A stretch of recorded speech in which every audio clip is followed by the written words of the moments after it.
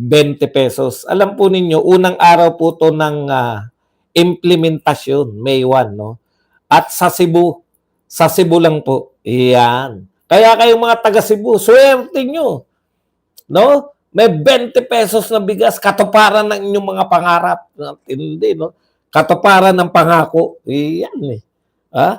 Ako po, hindi ko na po kukontrahin yan. Kasi mahirap po manghula eh kung ano pong mangyayari dyan sa 20 pesos na bigas. Ganito na lang po, no? Kasi sinasabi natin, binubudol na naman tayo, binudol na tayo noong 2022, walang naibentang bigas sa merkado, sa market po, o sa palengke. Ngayon po, binubudol na naman tayo ng 20 pesos, same pa rin. Kung sa tingin nila na ipanalo nila yung 20 pesos o na ipanalo nila si Marcos dahil sa 20 pesos, ngayon na naman, binubudol na naman tayo, no? Sa 20 pesos, ganito na lang po. Kasi marami pang galit sa akin eh. Kumukontra.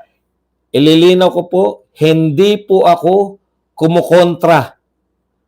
Wala po akong kinukontra. Kung meron pong 20 pesos na nagtitinda ng bigas na nakakain ng tao, syempre, basic yun, no? Kung meron pong 20 pesos na nakakain ng tao na binibenta, bibili po ako. Di ba? Huwag lang sa Cebu. Kumbaga, kung meron dyan sa palengke namin, meron po dyan sa palengke namin na malapit dito sa akin, maglalakad lang ako, bibili po ako. Pero kung babiyahe pa ako, mas mahal pa po yung pamasahe kaysa matitipad ko. Dalawa lang po. Wala po akong lalagyan ng bigas, mag-isa lang po ako rito. 2 kilo lang po binibili ko. Ngayon po, kung ako po ay mamamasahe pa para sa 2 kilong bigas, hindi po practical para sa akin yan. Di po ba? Okay. So, ganito lang po yan, no? Para hindi na po tayo nag-aaway sa Tokis. Actually, pinagmamalaki nyo po, Tokis pa lang yan.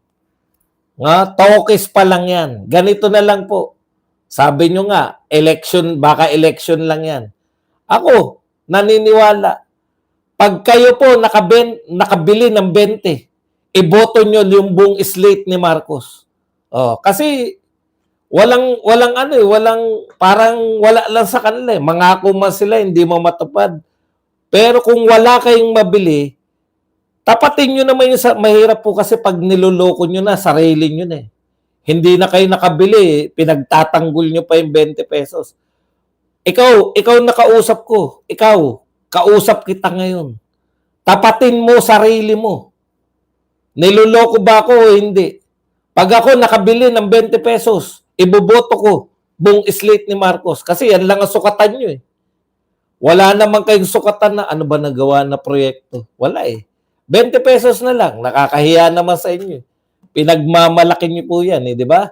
Okay. Pag kayo nakabili, iboto nyo. Pag hindi kayo nakabili, wala lang. Wala kayong gagawin. Ganun lang po.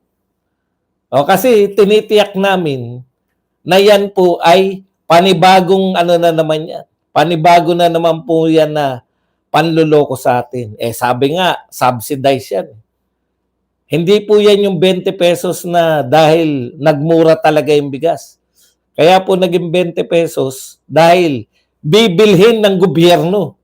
Yung 33, ibebenta ng 20. Ngayon lang po ako nakakita ng patalo.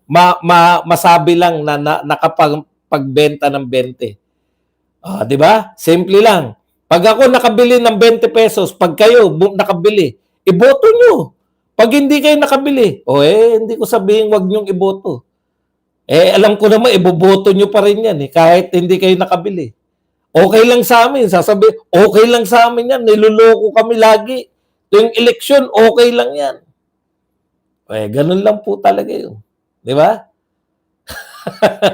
Kung payag kayo, ano naman magagawa namin? Payag kayo na tuwing 2022, pinangakuan na kayo. 2025, pinangakuan pa rin kayo. Wala pa rin kayo nabibili, iboboto nyo pa rin. Anong magagawa natin? Ganun talaga buhay. Tama ba? Walang pilitan. Iboto nyo pag nakabili kayo. Pag wala kayong nabili, iboto nyo pa rin. Ganun talaga eh. Sanay na sanay kayo, niloloko kayo eh. Hindi po ba? Okay. Sa kawalan po ng kung ano na lang po yung una, no? Ito po, may sinabi po rito si BP Sara, kung ano na lang po yung mauna rito sa pinantusan natin kasi mahirap pa bumabalik.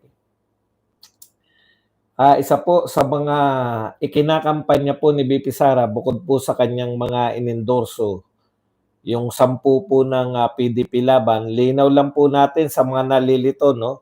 Huwag po kayong malito. No? Ito po, yung endorsement po ni BP Sara ay pag-support po sa tatay niya yung 10, di ba? Tapos ngayon po, nag-endorse siya before mag-endorse uli ng dalawa si Tatay Digong. And endorse niyo na po si Camille tsaka si Camille Villar at tsaka si Amy Marcos. Ngayon, ito po si Unasan tsaka si Kerubin. Ayon po kay Congressman Pulong, sila po yung dalawa pang dinagdag ni Tatay Digong, no? Okay.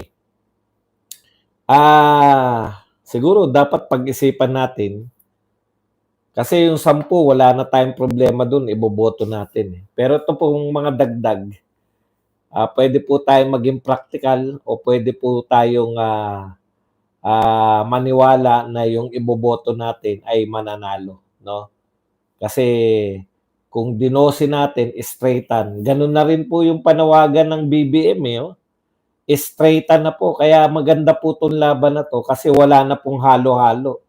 Kung makikinig po pareho yung mga supporters dito po sa mga vloggers at saka sa mga leaders po, no? So yung mga BBM forces nananawagan din po ng straightan, tayo din po nananawagan ng straightan. Tiwala lang po. Pero kung very yung practicalidad po, ako nakikita ko, no? Dahil si Villar winnable na eh. Pero ayaw naman natin kay Amy. Kaya compromise po kay Tatay Digong yung huling dalawa niya at saka dito kay BP Sara. Pwede siguro si Camille Villar at saka yung isa dito. Between Unasan and Kerubin, mas malaki po yung tsansa ni Unasan na manalo, di po ba? So, sa karagdagan po sa Duterte natin, pwede na po nating isama si Villar at saka to si Hunasan. Okay, yan lang po, no? Pero meron pong binibilin to si BP Sara na wag nating iboto, no?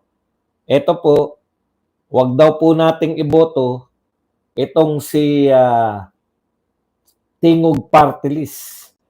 Dahil alam naman po ninyo, yung Tingog Party List po, kay ano po yan, kay Martin Romualdez. Sa bagay, yung party list po talaga, sa totoo po, ang dami po natin pagpipilian na party list eh. So talagang hindi po natin maiboboto tong Tingog Party List. Pero maganda na rin yan para alam po ng mga Duterte supporters na hindi dapat iboto yung Tingog na yan, no? Okay, ito po ang pahayag ni BP Sara. Ang may-ari ng Tingog Party List ay si Martin Romualdez. Sinabi niya yan sa akin noon na siya ang may-ari. Huwag niyong iboto ang Tingog Party List kasi ang boto para sa Tingog Party List ay boto para kay Martin Romualdez. Isa lang po ang ibobotong party list, no? So mamimili lang po kayo sa Epanaw, Duterte Youth, PPP. Nariyan naman, maghanapin nyo na lang. Isipin nyo, 3 na ang seats niya sa House. Ganun po siya kagahaman. Ganyan siya kasakim sa pera at kapangyarihan. Yan po ang sinabi ni BP Sara tungkol po dito kay Martin Romualdez.